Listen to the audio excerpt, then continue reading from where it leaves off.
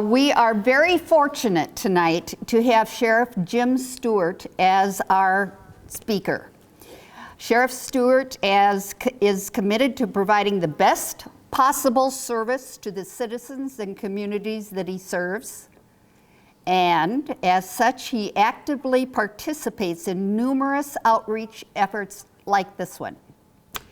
This is a particularly challenging time for the Anoka County Sheriff's Office. So we have asked Sheriff Stuart here to discuss the current challenges that may affect the Sheriff's Office and Anoka County citizens. Sheriff Stuart. Well, thank you very much. Well, I can't see the screen here. I'm hoping that those at home can see me. You can, yes. All right, thank you.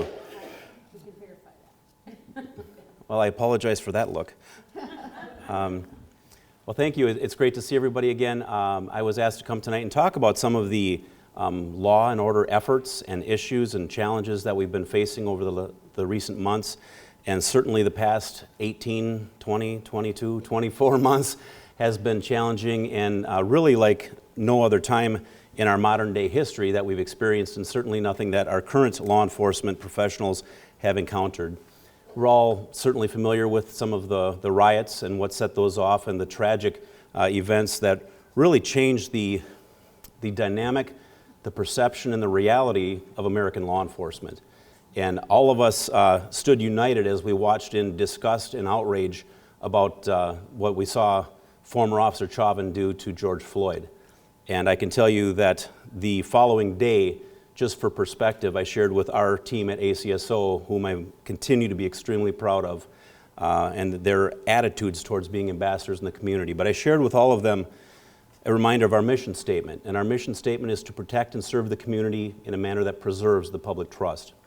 What we saw in Minneapolis that day, if nothing else, even, I said, regardless of what the medical examiner's reports say and regardless of what the outcomes are, it looks like I've been muted. I didn't mean to, I'm sorry. That's all right. I'm glad it popped up, so I knew to be quiet for a second. Oh, I think we're battling each other. I'm unmuted again. All right. Sorry. No worries. But part of the struggle we saw with that, and as I mentioned our mission statement, what we saw in its simplest form completely violated the public trust. And so that's what we saw begin to light the fuse around our nation, was those communities who struggle with public trust began to erupt and began to have more and more challenges and become more and more difficult with not just the riots, but the following unrest.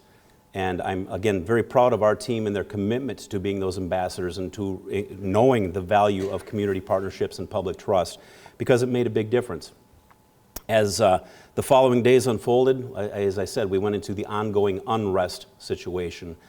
We had a large contingent. I'm sure many of you read about the resources that were utilized, but we had a very large contingent assisting with restoring order to the city of Minneapolis.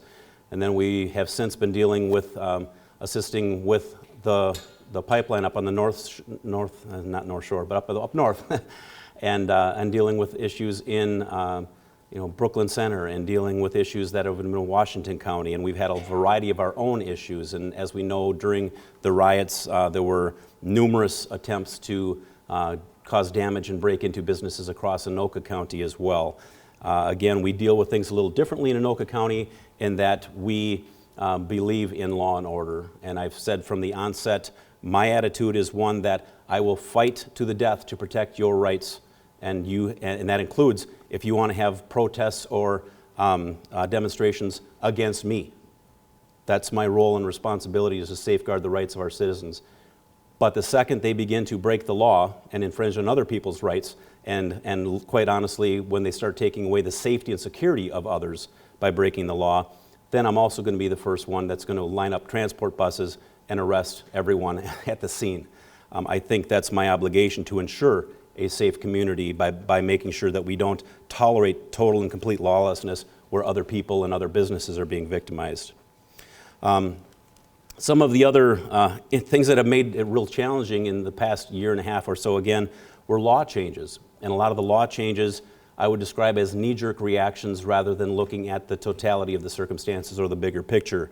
All of those law changes, as they impact public safety and law enforcement, require training changes. So whenever some of these laws go into effect, we then have to figure out how to expeditiously train all of our law enforcement personnel in the state of Minnesota to a new standard, which might be, in some cases, 180 degrees different from what they've been doing for the last however many decades. And I'll come back to that in a little bit, because I think it's important that you understand a little bit more about that. And then, of course, on top of all of these other issues and challenges, some of you may have heard of COVID. Believe it or not, that has also radically impacted our operations. We have 6 divisions at the Sheriff's Office. All 6 divisions serve all of Anoka County, and all 6 divisions have multiple subunits or specialty units within each division.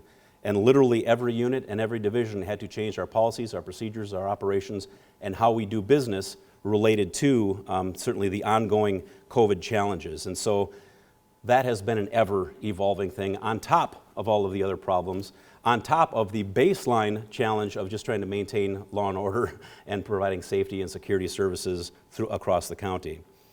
Throughout all of these challenges, throughout all of these situations, as I said, or alluded to before, the home front is our #1 priority. We need to make sure Anoka County is safe for our residents and for our guests that might be passing through, shopping, or working here. And I think we have accomplished that task despite all of the challenges. Another one of the ongoing efforts is, of course, the police reform things that have been out there.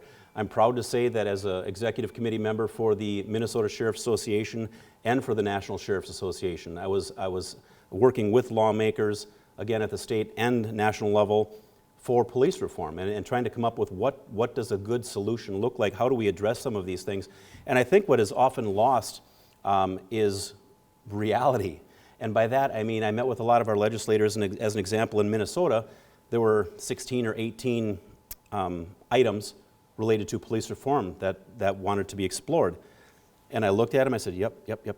And they were literally on time after time expecting some pushback from me. I said, well, why would I push back? We've been doing almost 90% of them for decades. Well, yeah, but why then, is this other agency in the headlines not doing that? I said, there's the problem. And I'm just going to call it out. MPD does not represent Minnesota law enforcement. And in the case of our office, we have worked very hard to be proactive in training, in policy development, in model ways to do things. And we have been recognized, not just across the state, but across the nation for some of those programs. And I think that's an important differentiation for everyone to make, is that Minnesota law enforcement tries very hard to do the right thing.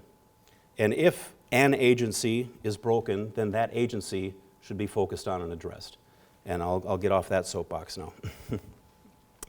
The other thing was maintaining order post-riots. As I've said, we've been spread very thin. We're dealing with a lot of staffing struggles and those challenges. So in order to continue to respond to the unrest and preparing for what might come tomorrow, I was talking earlier, I said one of the things we do is try to prepare for whatever comes at 2 o'clock in the morning. Tonight, tomorrow, whatever's going to be thrown at us, we know we're going to be expected to deal with it. And so we continue to train, to try and be prepared to not just learn lessons from the past, but to prepare for the future. And in light of everything else that's been going on, of course, that creates its own set of challenges. One of the other things that's always been near and dear to me and our team is the community outreach aspect of things, the community partnerships. We've had historically dozens of different community outreach efforts annually. And unfortunately, with COVID, as we all know, the world was turned upside down and things change. And so being blunt, the unrest situations oftentimes created opportunities. And I'm proud to say that I was able to attend a lot of those events. And I'll use the Anoka High School as an example when they had an event there.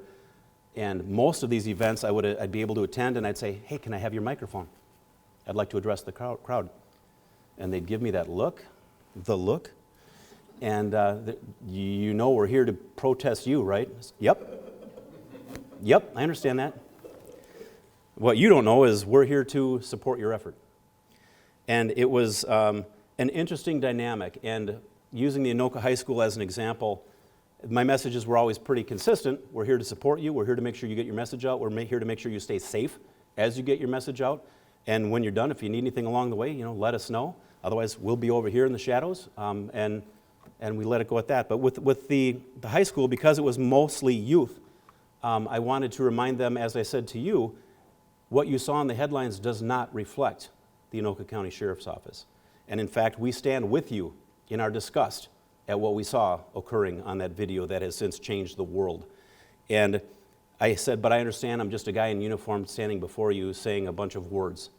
If you continue to feel it's broken, I implore you, follow my past sheriff's advice when I used to have issues with some of the things our administration did. And he said, then promote. If you want to change something, do it from within. And so I took this state of unrest and this animosity and this headbutting at these events and turned it into a recruitment tool. And I said, I beg you, if you think we're broken, number one, come ride with us, come spend some time with us. You'll see it's not like you probably think it is, but more importantly, all of these young adults, I said, come join us and fix it. I'm opening the door, I'm begging you to come and be a part of the solution. And I haven't even got to the punchline yet, I'm getting goosebumps because literally to this date, after nearly 3 decades in law enforcement, one of the most powerful experiences of my entire career was as I climbed off the tailgate of the truck and addressing that crowd, there was a line of young adults, mostly of color, waiting to give me a hug. And so as we shared hugs, and yeah, I'm getting the goosebumps again, a little too touchy-feely sometimes, but it really was an amazing experience. And that was one of, maybe a dozen different events across our county. Now, I'm not going to lie and say it was the same outcomes we had when we attended events in Minneapolis, for a variety of reasons, mostly because I couldn't speak to them as their sheriff.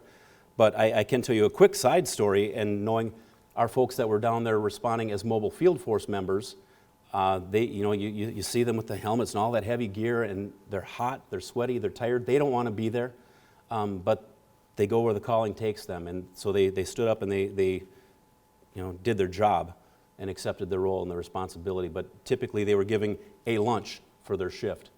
And our deputies would never say it, but I heard about it from city leaders and residents down there, that the Anoka County deputies, as they were working the neighborhoods, would come across homeless people and give up their lunch for that shift to the homeless people. That's who the Anoka County Sheriff's Office deputies are and what they represent. And so they continue to make me very proud. I neglected early on to mention I do have Commander Paul Lensmeyer here with me. He oversees our patrol division. If you have any tough questions, I bring smart people with to make sure we have those addressed, and we certainly want to be able to give you the best, most up-to-date information. But Commander Lensmeyer does a phenomenal job with our office and in serving our communities, so I wanted you to also get to recognize him, and if you have any questions, he's certainly always available as well. I'm going to transition a little bit into some of the ongoing and current issues. The first thing that comes to my mind is the tolerance of lawlessness. And that tolerance of lawlessness, quite honestly, has emboldened our criminals. And we see, thank goodness, again, most of it is remaining south of us, but as you can imagine, it certainly ventures out and impacts the entire metropolitan area.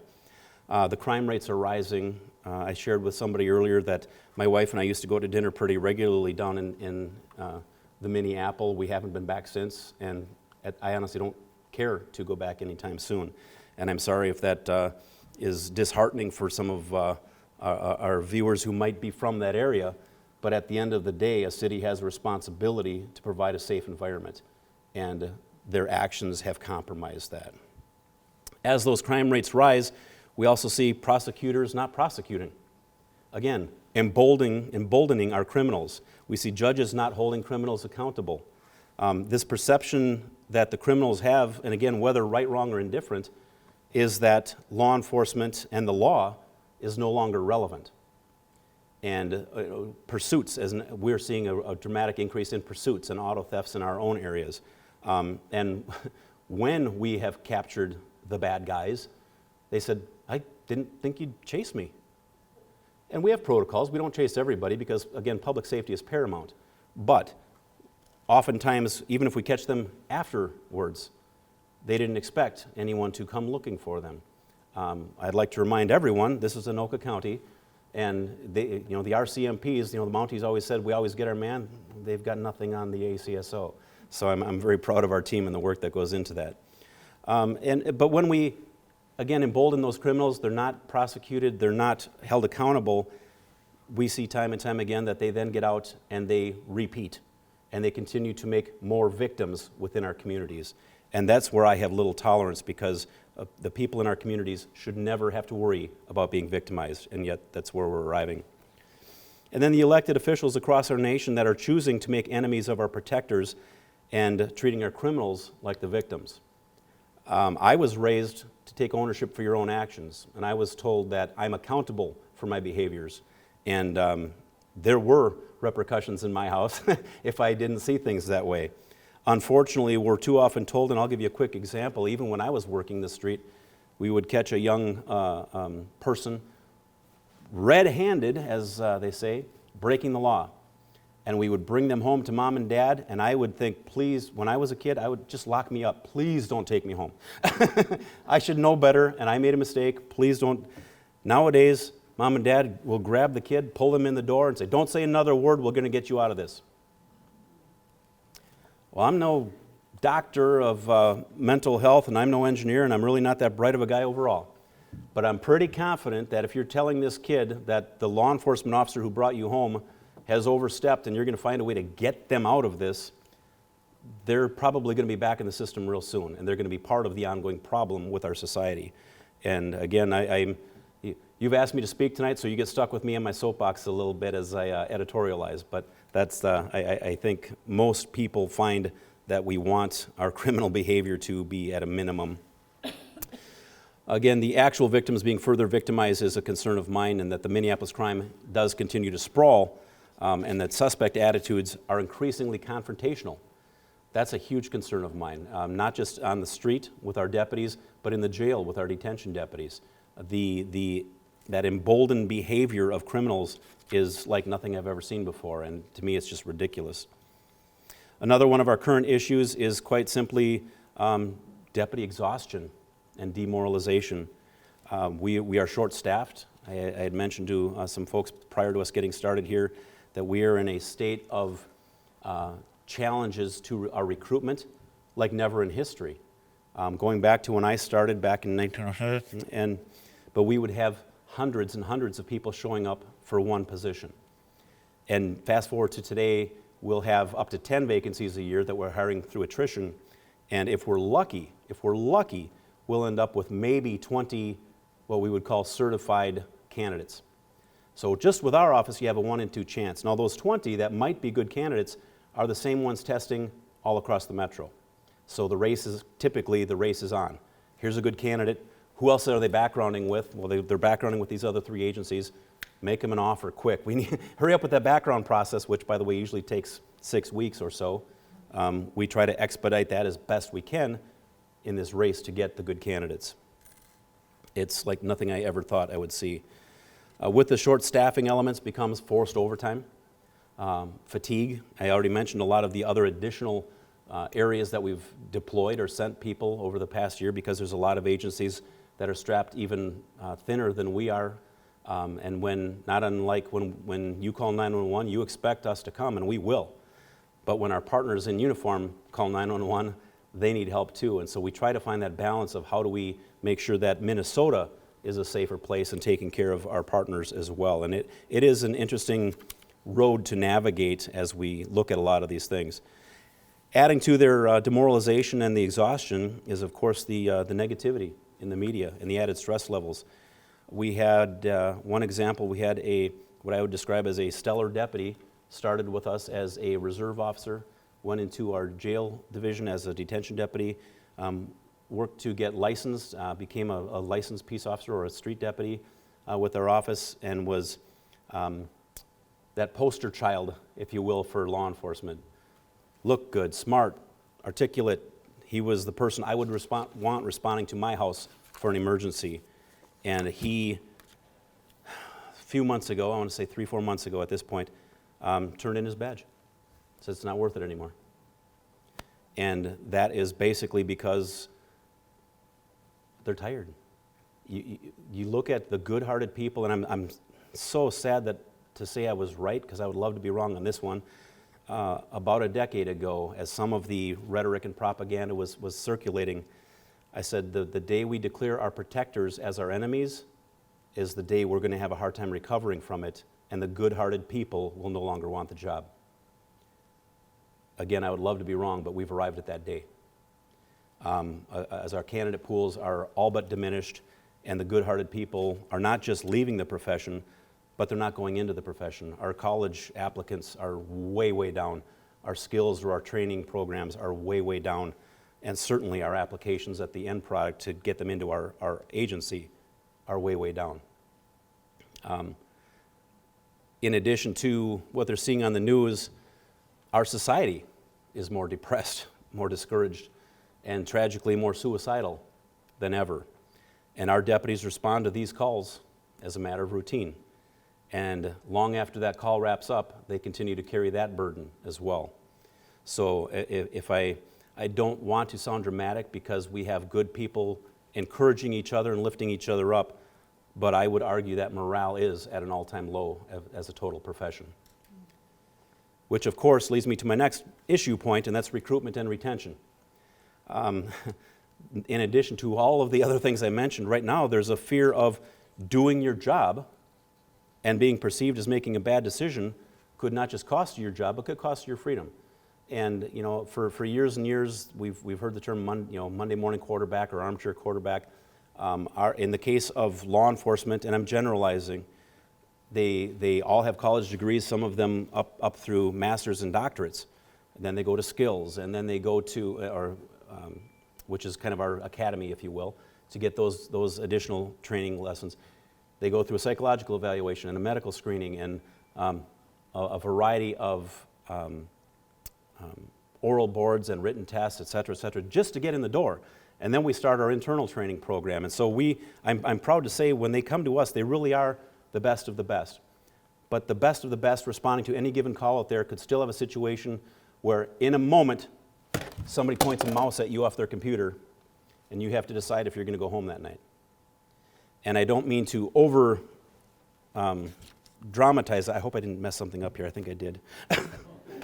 Don't touch the mouse. Is everything still good on your end? Yeah. All right, I'm going to stop touching the mouse. Sorry about that, those at home, if I made a loud bang there. But that is part of the fear is, will I lose my job or worse, my freedom, or be sued and lose my house and my family because of a split-second decision that's going to be perceived by others as being wrong?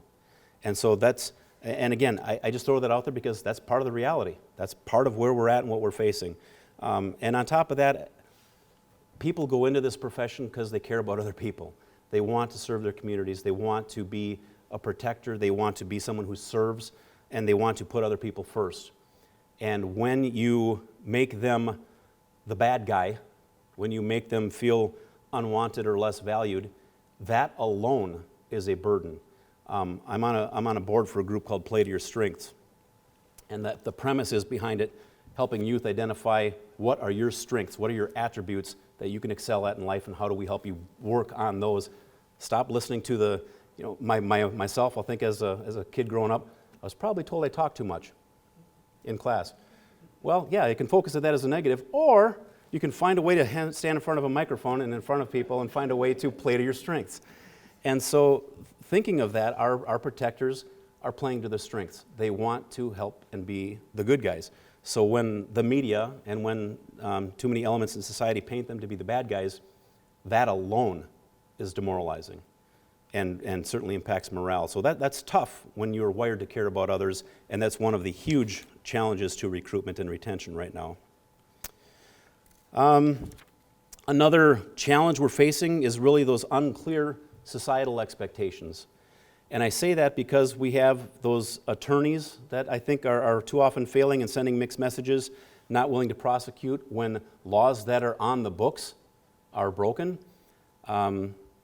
If the laws need to be fixed, then fix the laws. But in the meantime, by telling the public that you're not going to prosecute certain laws, it really eliminates a tool in the toolbox of keeping our streets safer for the law enforcement community, further creating those unclear expectations. We have city councils and state leaders and national leaders without clear paths. I made these notes before the Minneapolis vote, but my attitude towards the entire thing as we saw play out to the south of us was I don't think you'll find anybody in law enforcement or in the community that says additional mental health is a bad idea, mental health treatment. I don't think you'll find anybody who says community and law enforcement partnerships are a bad idea. Most of us embrace these things and have been pushing for these things for many, many years, but we've always been told, yeah, it's a good idea, but it costs money. So when we hear some of these things, of course they're good ideas, but to say we're going to eliminate or reduce budgets based on a philosophy without a plan was clearly foolish, my opinion, my words. But the struggle becomes how do you establish something like that? Well, it's not that really difficult. You have a plan, right? I mean, many of us have talked about strategic plans. What is the plan? What do you want to implement? You want to hire these additional positions, then do it. And when you've established a reduction in the need for law enforcement by demonstrated reduction in calls for service or on whatever measurement tool, then you actually could revisit a change in resources or, quite honestly, reducing the budget of law enforcement. But to do it before you've established a reduction in the need is simply irresponsible and jeopardizes the safety of your citizens. And again, I'm editorializing, but I think that would hold true to just about anything, whether it's public safety related or not. And again, the unclear messages trickling to our state elected officials and beyond.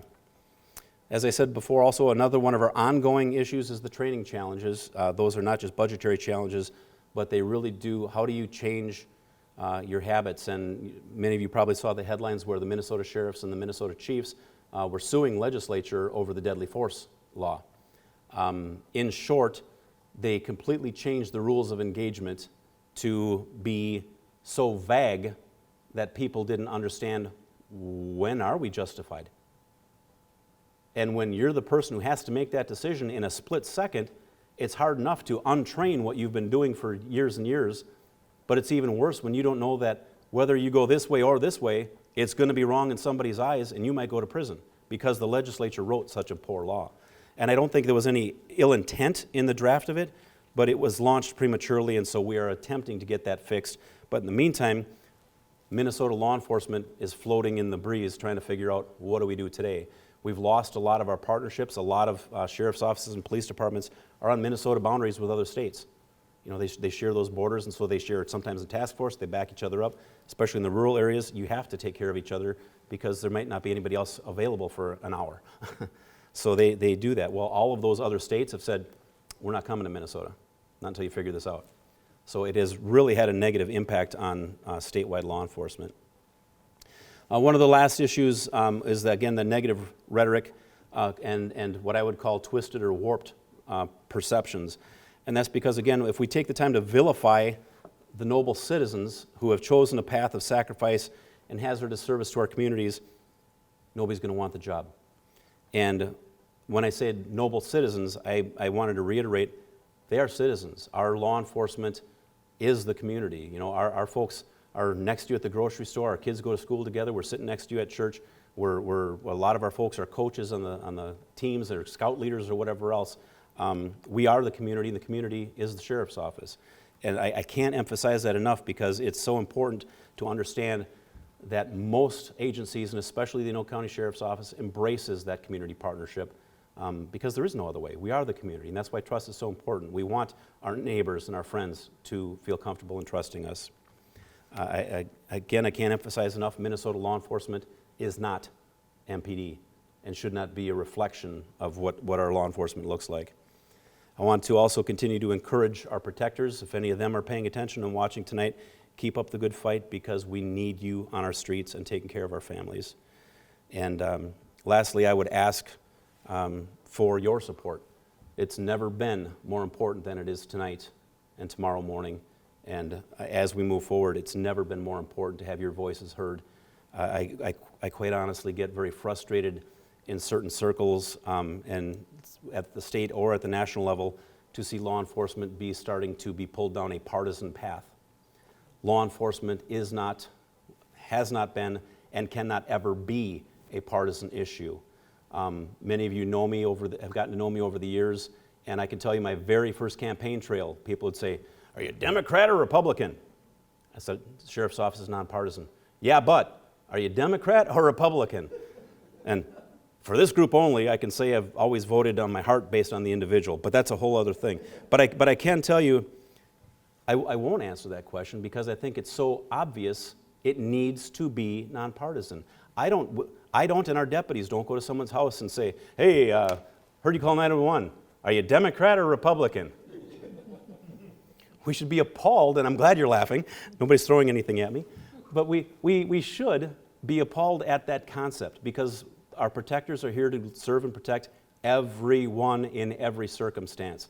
And so I again also implore you to help me stop allowing this to become a partisan issue because it's simply not.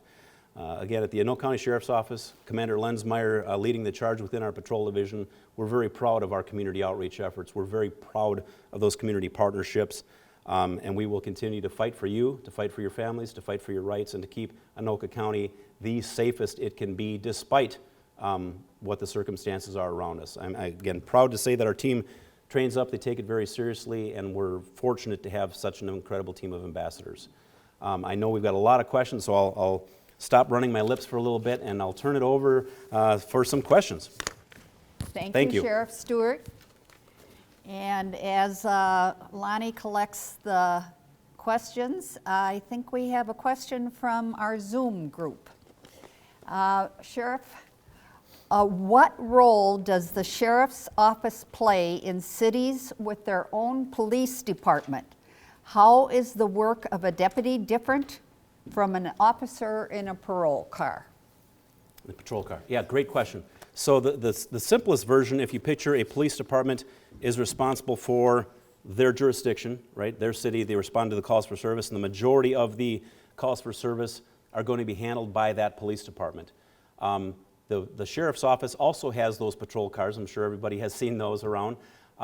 We provide those law enforcement services through contract through eight of the 21 communities of Anoka County. So we also have the largest police department in the county. Beyond that, our patrol division provides additional ancillary and specialty services like SWAT and the Marine Unit or the dive team, UAS and K-9 and reserve support and all of those other functions just in the patrol division.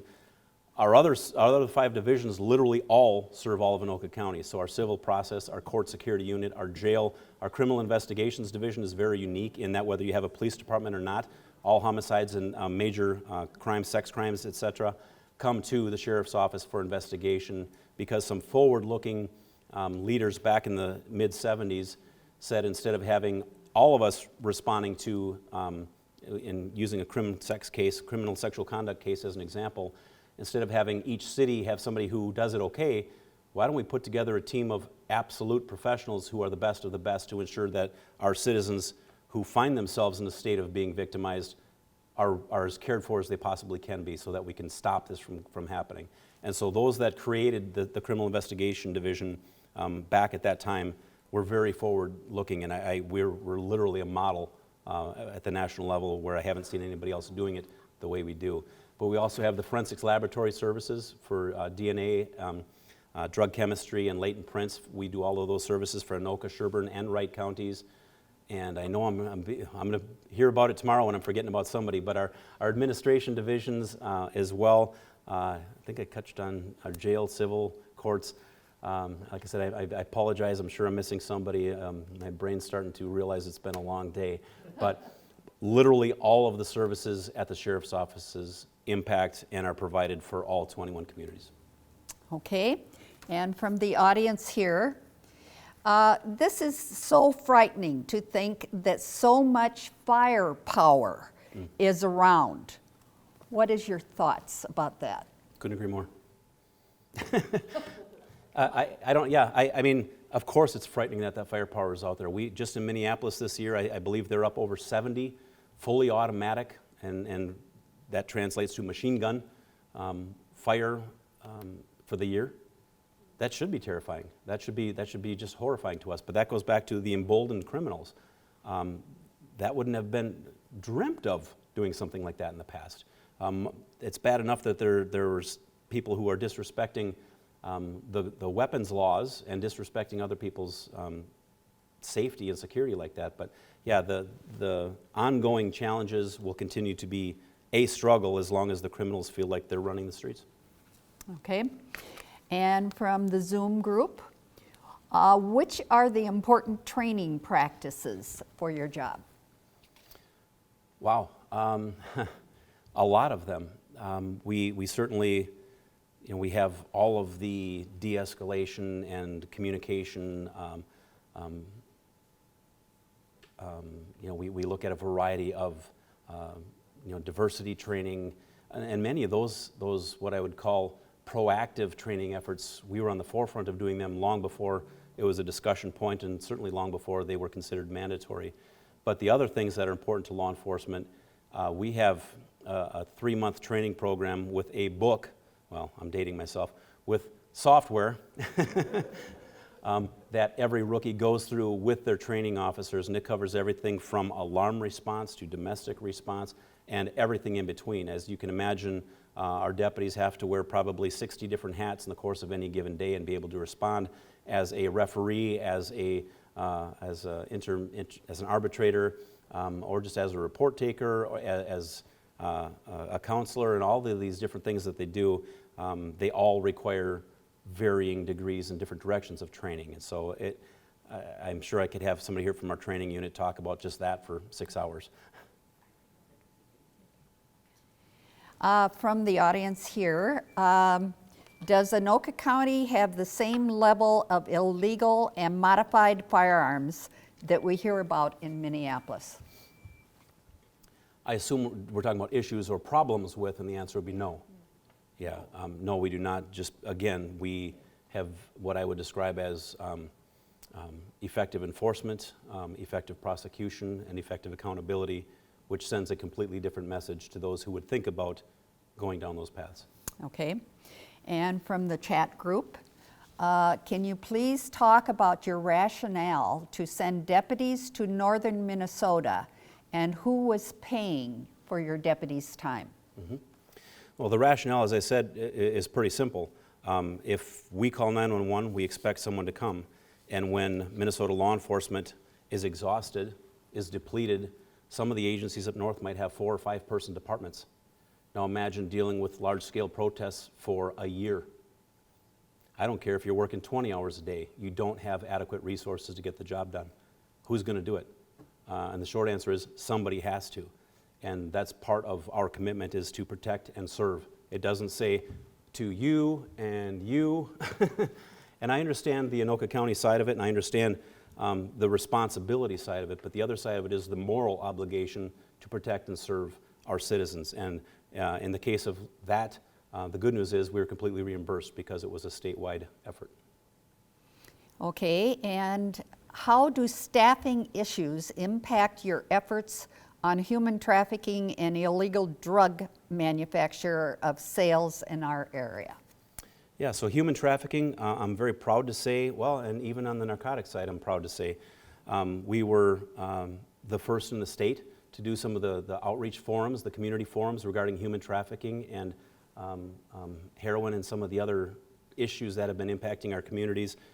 The short staffing has certainly forced us to reassess some of our priorities, but I'm happy to say, even if we have to pull somebody as an example out of the drug task force and shorten those numbers, as soon as we backfill and hire more people, those have been replaced. And on the human trafficking side, we have more people trained up today than ever in how to investigate those cases, and our folks have been part of training and working with, or training other agencies and working with the state as well for their human trafficking task force. So those absolutely remain critical elements of who we are and what we're about.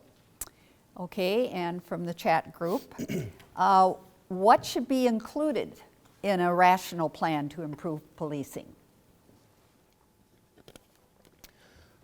Again, we could sit down and talk about this for 6 or 8 hours and scratch the surface. We know this is very complex. Our own approach to these things is working with the community. What are the problems you're seeing? Even with, Commander Lensmeyer is routinely working with our different communities, but if a city has an issue they want to focus on, that's what we focus on. And as you work with community leaders, as you work with business owners, as you work with people out in the community, that's where this little thing we call relationships develop. And it's through those relationships that positive things are going to happen.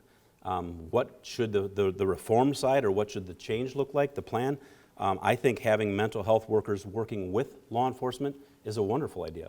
Again, it's going to cost some money. And the other side that I think is too often overlooked, the mental health professional field continues to have struggles with filling job vacancies. So I think it's a little bit naive to think we're just going to, this is a great idea. Well, of course it's a great idea. But how many mental health workers are interested in no longer working in an office environment, but they want to work 24/7, 365 days a year, regardless of the weather, and respond to dangerous situations on the street? Question one. Let's figure that part out. Are we even going to have anybody who wants this job? Hopefully there's a handful of heroes that would be interested in something like that. And I don't say that sarcastically, but I think that's just a reality, that question needs to be asked. And then the other side of it is we have what we call no people. And I was taught when I first got hired, is if you respond to a call and there's a guy in the street who's naked and screaming, you're probably going to have to fight with him. Best advice I ever got. It's held true 100% of the time. That's just what we call reality. Those people, when they've reached that point, whether it's due to narcotics, whether it's due to mental health or alcohol or any combination, they've arrived at no. They don't care if you're a police officer. They don't care if you're their parent. They don't care if you're their pastor. They don't care if you're a mental health worker or if you're giving them ice cream or pizza. They don't care. They are no people. And so when those mental health workers respond to those type of calls, I think the million-dollar question is going to be, how many of them being assaulted or killed is an acceptable number? And if that's not acceptable ever, then does that mean law enforcement's going to be right there with them? And if law enforcement's going to be right there with them, is the end outcome going to be any different than it is today? The plan needs much more involved discussion and much more complex evaluation than we can give it justice to tonight. Okay, and here's a nice question. Interesting. There is an assumption that those who support law enforcement changes are anti-law enforcement. This sets up a us versus them situation. How can we get these two sides to work together to support our law enforcement officers? I think it's a great point and a great perception. I'm proud to say that I don't think that necessarily carries through into the law enforcement community. And by that I mean I'm one of the most outspoken person. As I've said, I've had my opinions heard at the state and national levels, and I've been invited to DC to discuss some of the police reform efforts. And a part of that is because if we're not willing to partner with the community and we don't embrace the fact that, like any profession, you need to evolve and change and adapt and get to the goals, then you've already failed. And I think that's what we see in some cities across the nation where there is perhaps an us versus them mentality because they don't want to change. We know what we're doing, this is how we've been doing it, we're the professionals. Well, they are the professionals, and our law enforcement, again, our protectors, I'm proud to say that as much as they consider themselves protectors, they consider themselves ambassadors. And you keep hearing that word from me, and there's a reason for that. And my team hears that word from me a lot as well. That word needs to be deeply instilled in cultures across our country in order to make change. And change doesn't just happen. The perception that it's anti-law enforcement to want reform, I think is wrong. I've been fairly vocal about that as well. I think it just needs to be approached gently, and that, like anything else, if you say, going back to my ask, my beg, my plea for support, I strongly support our law enforcement, but there's always room for improvement. It's all in the packaging, it's all in the bow you put on the top and how people are going to perceive it. And so we all need to choose our words carefully, now more than ever. But as we choose those words carefully, I think there's a way for us to get there. And I'm hoping that regardless of votes, regardless of who the leaders are in any given community, I'm hoping that all of us continue in these conversations to continue making us a better future for our kids and our grandkids. Okay, here's another one from chat. Do you require your officers to live in Anoka County or to volunteer in community activities? We do not require that they live in Anoka County. In fact, you can only encourage or incentivize. It's technically against the law to require that they live in your jurisdiction. But having said that, most of them do live in Anoka County. And as far as allowing them to work for community organizations, I all but, I can't say expect it, I strongly encourage it. And the mayor's smiling. she remembers some of my talks. One of the things that it might be unique to our office, and I know it's not, but it's one of the things that I think is very important, is as we have specialty assignments, as we have promotions, and even when we're hiring from outside, we've hired a lot of people from all around the state in the past couple of years. One of my questions is not just where do they work, where are they coming from, but it's what have they done in their community. Show me that they embrace service above self, because that is critically important. And as I've said in all of our swearing-ins, your resume is very important, but the direction of your moral compass is way more important to me, and the content of your character is way more important to me, because that is going to be what serves our communities. Your resume is something we can build. I can't change your moral compass, and character is quite honestly, something that we can't change or instill. And it's just that important to us. Okay, here's a topical question. What percentage of your staff is vaccinated? I have no idea. I honestly have no idea, and my stance on it is it's none of my business. That's their medical information. I don't ask them how many of them have cancer either. Okay, and a final one from the chat group. How can we attract good new candidates to policing? And I would add to that, and pay them well. Well, certainly competitive pay is a huge part of it, and that's something we've been working on for a while. I'm cautiously optimistic that we're going to gain some ground in that area so that we can be more competitive in that arena. But the other part of it is, I think, and it's a great question, and if you have ideas, please drop me a line, because we are weekly talking within our command staff about how do we more effectively recruit, how do we more effectively send that message, especially to our young adults, that this is still a proud and noble profession, because it is. And I'm crazy proud of the folks that show up every day to do this job.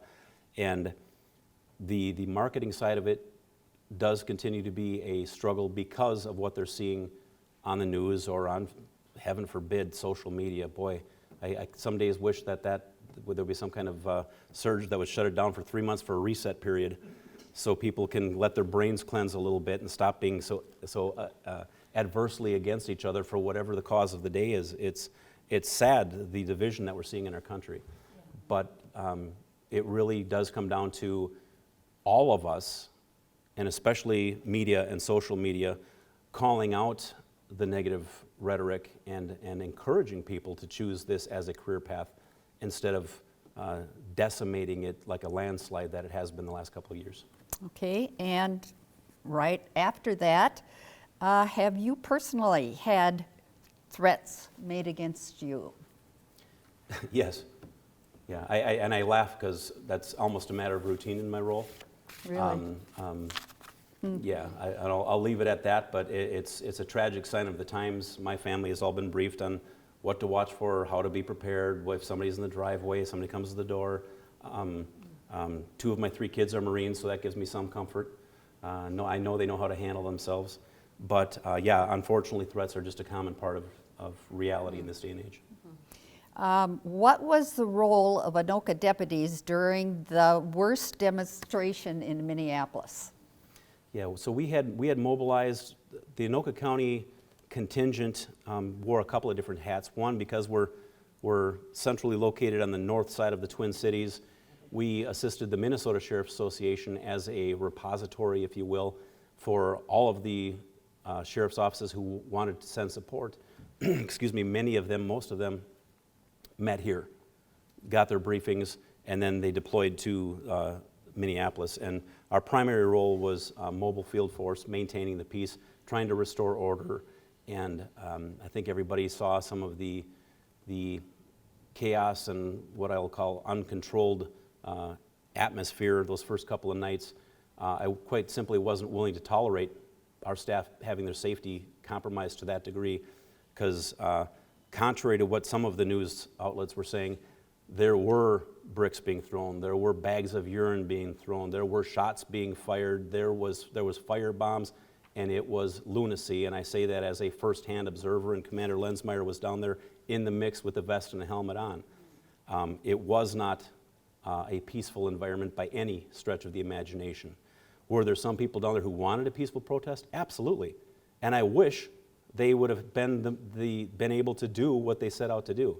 Unfortunately, we live in a time when busloads of anarchists will come to any potential protest and cross that line and make it dangerous for everyone involved, and that's what they did. And so our role evolved from not just holding a line and maintaining the peace, but we became part of arrest teams and transport teams as well. Okay, and this is right after that. How do you distinguish those who did act lawlessly and those who did not? At the events? Yeah. There's this old trick law enforcement uses called watching. And I don't mean that to sound flippant, but it is kind of the reality. If I'm standing here in this line and I see this guy throw a brick and it hits my partner down the line, I'm going to say, command, the guy with the red shirt and the blue jeans with the blue hat just threw the brick. They're going to send out an arrest team, and they're going to get, red shirt, blue pants, the guy who threw the brick. We also have video surveillance on almost everything that's going on down there to protect the officers and identify bad guys. We require body cameras in our people, as an example. If somebody's doing something, there's typically going to have to show up to court with the video evidence to prove they did it. Okay, final question. How can we encourage people to support you as civic leaders here?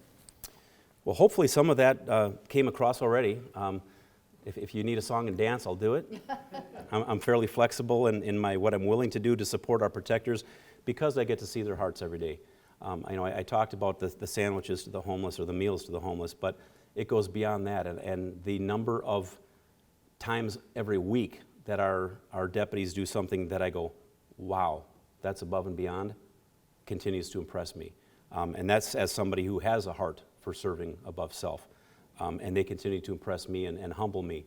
I'm very fortunate to be surrounded by great people who believe in pushing us to be better. And I firmly believe that is the majority of Minnesota law enforcement.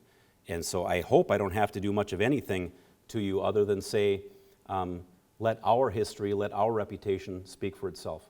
And don't paint us with a broad brush, just as we wouldn't want anyone else being painted with a broad brush. But understand, we, just as people are individuals, agencies are all quite different as well. So again, while I'm willing to do the song and dance, I'm hoping I don't have to. I'm hoping that you understand who we are, and that our reputation alone would make you want to continue to support us. So thank you. And thank you. And everyone, hang on. When Sheriff Stewart's done, we have an update on the League's County, the CMA, Coalition of Metro Area Leagues study on counties. And Julie Trude has a PowerPoint presentation that she's going to show you. This is just going to show you Anoka's side. There are 6 other counties, of course, and, well, enough said. I'm one of the writers for this. All right. So I'm a little shorter, and we're going to get set up here. I would just like to finish the sheriff talk with my personal applause to him as a former leader in the county. I worked for 6 years as mayor and 20 years total as council member. Worked with him on the Joint Law Enforcement Council for a long time. And whenever I'd ask him, how do I know I'm never going to be on the news because of something? And he said, because I hire the right people. And I think as you heard him talk about character, that's what I saw with all the men and women that wear the Anoka County uniform, is they're people of character. And at Christmas time, they're taking the kids around Walmart or Target to shop. They do the fishing on the lake. They jump in the freezing water to raise money for Special Olympics. They go bowling with the kids. There are so many things, and really it's that rapport built up. And I was always concerned as a mayor of a city without its local law enforcement that people would say, how come you don't have your own law enforcement? And I could probably say we do. And we do have, and Commander Lensmeyer acts like the police chief in Andover. There's always one person appointed that the mayor can call and text, and I did, and I still have his phone number, because you need that relationship in a leadership position. And I had that relationship, and the people in my community did. And then when I needed help with programs like Heart Safe program, these guys were there pumping on chests at the high school to do our first training, and they let me use this room and worked with me for training the public here. And those kinds of partnerships show you that the relationships aren't just about criminals, it's about community. And I think being supportive of one another and having a good community is what I felt we had working with his department. So I just want to let people know my personal role working with them. And while the Minneapolis riots were going on, I was mayor, and I was concerned about the things I saw and heard. And these guys were working like basically someone with two jobs, because they'd be in Minneapolis part of the day and Anoka County another part of the day. And I don't know if they had much time with their family, but we didn't feel like we suffered. I don't think they ever paid the bill for all that, but but they were there because they needed to be there. And we have people that own businesses in Minneapolis, and they have children living there. And so it's the safety of our whole state was a concern at that time. But anyway, I just wanted to add and thank them from the role I had. And I appreciate his time tonight to share with the public a lot of things that are being talked about so that we have the facts. So I just wanted to add that. So now I guess I can move on to the bigger picture of Anoka County, and I'm going to do my PowerPoint today. Yes, there we are. All right, and I want to have the slide view. So bear with me just a moment while I find, oh, it's hidden, we're hidden by this logo right here. All right, thank you. We have a couple things going on the screen. Okay, so we are part of the county, our Council of Metropolitan Area Leagues, and the representatives from ABC League are Wes Vulcan and myself. We have 2 voting members. In 2021, the CMAL decided to study county government because they hadn't done that since 1975. So 3 of us decided to support their work. They had many questions written up, and the 3 of us spent the summer getting the answers. As we looked at Anoka County government, one of the topics was the visibility. And the visibility of our county government, a lot of it is through what you can find on the internet. They have an excellent web page, and here I show you the names of our commissioners, and you can go and find this on the Anoka County government website. And then when you want to talk to your commissioner, you can click on their name, and like the example here brings up, you can find how to get a hold of your commissioner. So I'm going to just pull up my link here to show you what it finds when you go to that page. And you can find the mission statement and your commissioners, then you can click these different links, and there's a lot of information on the website. So we answered a lot of questions by going right to the website and finding that information. I'm going to show you a couple of things today just because it's really helpful. All right, so some of the things we didn't know about our commissioners is how much they get paid. We found out they get paid $73,028.80.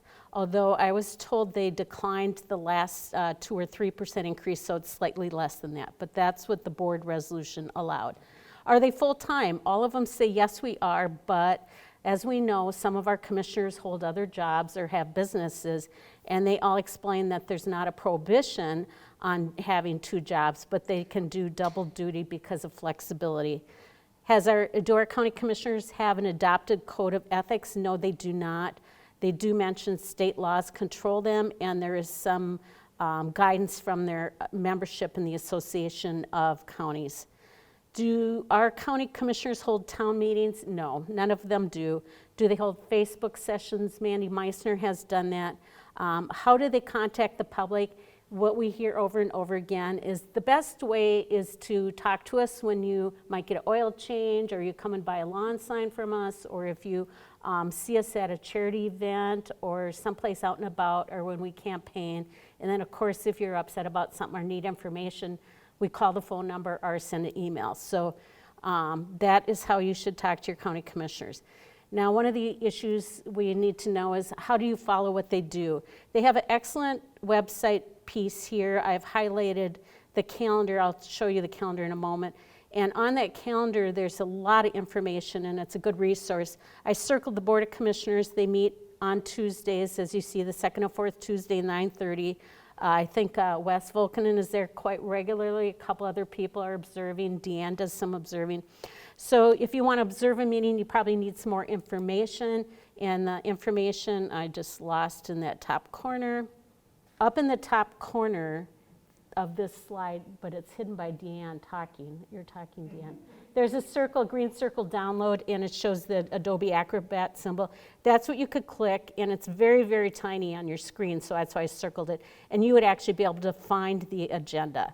And then they actually have a Google Maps. You could find where the meeting is. Most of the meetings are at the downtown office building, but there are some that are held off-site, so I wanted to point that out. But I want to also just take you briefly to the overall calendar on their page, because this is really loaded with information. It's a big improvement from the days when we first started observing their meetings and you couldn't figure out what happened when and where. You now can find the Transportation Committee meetings, when a meeting's canceled. You can find a lot of information, and then there's usually a little button or bar somewhere where you can get more information by clicking through. So I just wanted to point that out. If you want to know more, it's available better than ever. So public notices, how do you find out about events and activities? The online calendars I showed you, then as you know, the old-fashioned way, the bulletin board, first floor, seventh floor has those posted notices, and that goes back to state law requiring it. There's an ability to subscribe to notices, and if you haven't done that, it's really something to think about if you want to follow your county a little more closely, and I'll take you to that site in a moment. The Highway Department uses a lot of different methods, as does the Parks Department. They both send out postcards to people within an area that might be impacted by a project. They actually each have people that go to someone's door and ring the doorbell. Can you imagine that? But if you have right-of-way that might be ripped up because of a highway project, or a trail's going to go next to your land for a park, they do want to talk to you one-on-one, and we really applaud them for that. The Highway Department has a regular newsletter you can sign up for online. They are doing Zoom meetings. I called them today to see, is that still going on? And it is. They're doing hybrid open houses. So if you live along a county corridor that's going to be under construction, you'll get a postcard, usually within a mile of it. You'll be able to follow what is going to happen.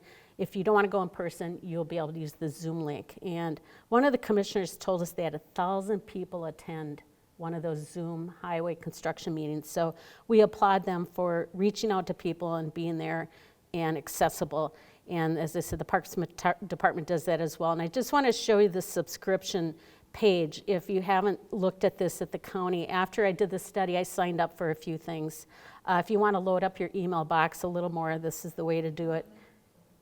So you can sign up for newsletters, the Construction Weekly. You can get information from recycling as you go down.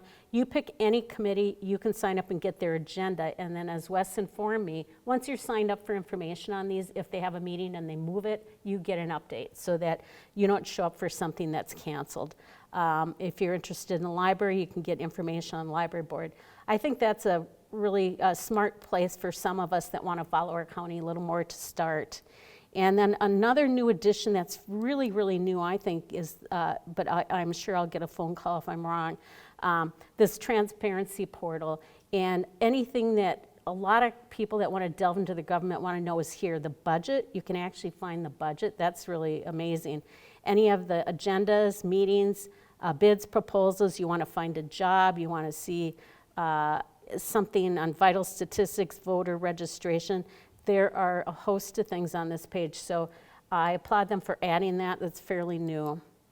Public input. So this is a big focus of the study. How do the county commissioners collect public input? At county board meetings, is there public comment time? No, there's no public comment time. At a county board committee meeting, is there public comment time? Yes, and this statement pasted below that you can read is posted on every one of their agendas. So you can talk for up to 2 minutes at the beginning of a meeting. How do they do their business? It's through the committee system, and all the commissioners are appointed to the working commissions of the county board by the chair in January, and you can find out who serves on what online. It's about 5 pages long. They have so many committees, I don't know. It is a very, very busy job. Then, how do you appoint to the citizen committees? You see this long list on the right here. Each district commissioner gets to pick the citizen that will go on to these boards if it's a vacancy they consider in your area. And I asked, do they ask for or solicit applications? No, they do not. Will they take them? Yes, they will. And I'll get to a sample of that in a minute here. Open meeting law, does it apply to all of these committees? The county administrative office people tell me no. I didn't ask which do and which do not. It was, we have a lengthy questionnaire. They just said it doesn't apply to all. And as I know, and I'm familiar with the state law, is very broad. So it would usually have to be with individuals and private matters that you wouldn't have the open meeting law. How do you find out what they're going to talk about, what they did talk about, and what's going on? Well, that's a little bit harder. So the agendas are posted. If you're on the calendar, the agenda's posted. Can you read the minutes later? Some groups have minutes, some do not. Are there any recordings you can view? Only of the regular county board meeting, nothing else. So here's this application. Whoops, go back to that again. So the application that I found really interesting. Anyone here can go fill this thing out. You can use my PowerPoint and find it because it's really hidden on the county pages. I think you have to type in just the perfect search words. You fill it out and submit it for any position you might want on that page of all the citizen commissions.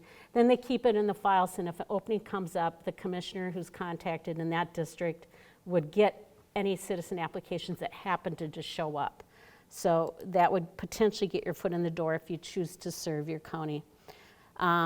Public engagement, there we go. Public engagement is a big part of this study, and that's not just how do I go tell them my opinion? It's they are coming to you saying, please share your opinion with me. We want to know before we act. So when you look at public engagement, we had a number of areas that we were investigating. New buildings, when is the public input sought? And the answer, as you see, is never. When they're going to adopt new policies, when do they seek public input? Never. On a budget priorities, when is public input? I'm hearing some laughter.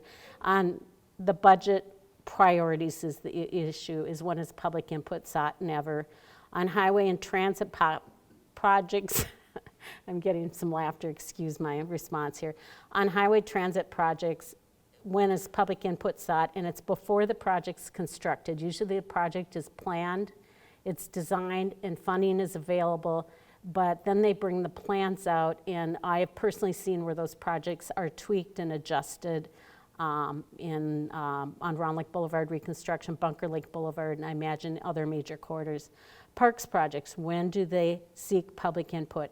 And that is more often during the planning, not right up at the point of build, and or before it's built, depending on the project. And we've seen and heard of some examples recently where they've actually sought input earlier than planning.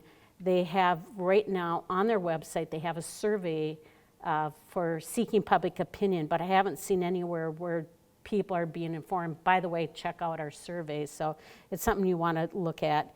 Public hearings, when is public input sought? And that's all based on state law. They have to follow it to the T.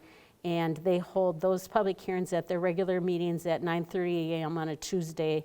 And the only public hearing they hold in the evening would be that truth and taxation hearing held in December. That's required by state law. So then another topic is legislative agenda, and I want to compliment our commissioners for a very thorough publicity of this agenda. They make the decisions, though, in the government Intergovernmental Committee Relations Committee. They begin the process there, so you'd have to attend those meetings to see what's being discussed. And then they go from that to a commission workshop, and there are no minutes for those meetings, so you could, again, attend that if you'd want, and then they set the priorities. From that, they begin meeting with legislators, they hire the lobbyists, and most recently, they focused quite heavily, as you've noticed, on transportation, especially Highway 10.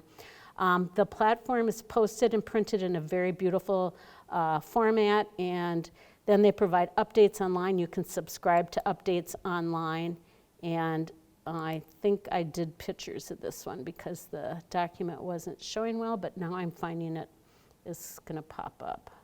I stopped sharing. No, I'm here. I just put something on the top of what I was doing. The screenshot I have of this document is a beautiful, lovely printed document. That is our legislative platform our county commissioners have come up with. That's the exterior and the interior, and the priorities that you can't read all this small letter. It's basically funding for highways and some other areas, and that's what they carry to the legislators, and they've been pretty effective using that system. All right, intergovernmental relations. Cities relate to the county mainly through staff. There's quarterly city and county administrators and city managers meeting to catch each other up to date. The departments that have a lot of interaction are especially Economic Development Director. That's a fairly new project in our county, and it's based on trying to grow our tax base, which we all will applaud. The Economic Development Director was a new hire a couple years ago. That individual's moved on, they've filled the slot. And there are a number of committees, and every city has staff that meets with these people quite regularly, and they're trying to fill vacant spots and get spaces leased and help bring business to Anoka County. So there's a lot of interaction between the cities and the county because the county doesn't own any land, and they don't have the zoning requirements and things that have to happen. County engineering staff also meets regularly with city staff, and that could happen on a daily basis during a project in your community. Then quarterly, there is a group of all elected officials within the county are asked to meet. It's called the Anoka County Elected Officials. Unfortunately, the year before COVID, all the meetings were canceled, and the interest seemed to be declining about hosting them. And then during COVID, they've all been canceled, but I hope that those get started up again. They're a great opportunity for the county officials and other officials to interact. Now, the questionnaire also asked when or if the Met Council meets entirely, the elected officials with the elected officials of the county. That never happens. And in fact, our elected officials seldom see or hear from Met Council officials, and thanks to Deanne, she put them in touch with each other. But there is a lot of interaction from staff to staff, and a lot of it's based on funding and grants, especially in the areas I've mentioned and as you see listed here. And then a comp plan is adopted by the county just as cities, but the county has a fewer topics and less activity on a comp plan than a city would because they don't do zoning. So we're hoping to see improved relations with the rep, but really the work happens at the staff level, so this isn't real surprising to me. COVID impacts. So there were some committee meetings were televised because nobody was meeting in person. The commissioners weren't meeting in person, and so the public could also view those meetings. But now, starting apparently December 2020, in-person attendance was required if you wanted to see what happened at a committee. Zoom meetings were held by the Highway Department in 2020, and they're continuing in 2021, and I verified today they're continuing with the hybrid. Social services have really been changing, and nobody knows how they're going to, or if they're going to go back. There's not any face-to-face events happening. It requires special waivers from requirements of Medicare and Medicaid and various laws. In fact, all the offices are being consolidated, and there'll be some money saved. We'll see what happens with that. And then, as you've been reading in the paper, the other big change that actually the county administration brought to my attention is that when the North Star The North Star kept running as usual, even though nobody was going downtown to work, and that was a concern financially, and you've been reading about those discussions. So the county's now looking at, can we abandon or quit this, or cut the services, or reduce costs? And I understand that they did get the number of trips reduced. What will happen next, still, who knows? So next steps with the study. January 15th, 2022, the Metropolitan Council, the Metropolitan County Government Report will be presented to the entire CMAL delegation, and they will have drafted proposed consensus questions that will be voted on by Wes and I. And then after that, all those approved questions go to the local leaves. So February and March, we'll be looking at those consensus questions, and we'll be able to weigh in and have our own opinion.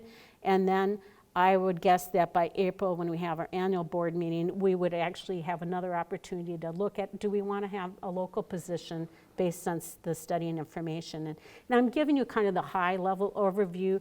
There's, if we choose to talk about more topics, between the three of us that ask questions and did interviews, there is more information. And some of the topics I see as things that we could talk about are these listed here. So we will continue this into the new year. And I am done. And I hope I didn't take too long.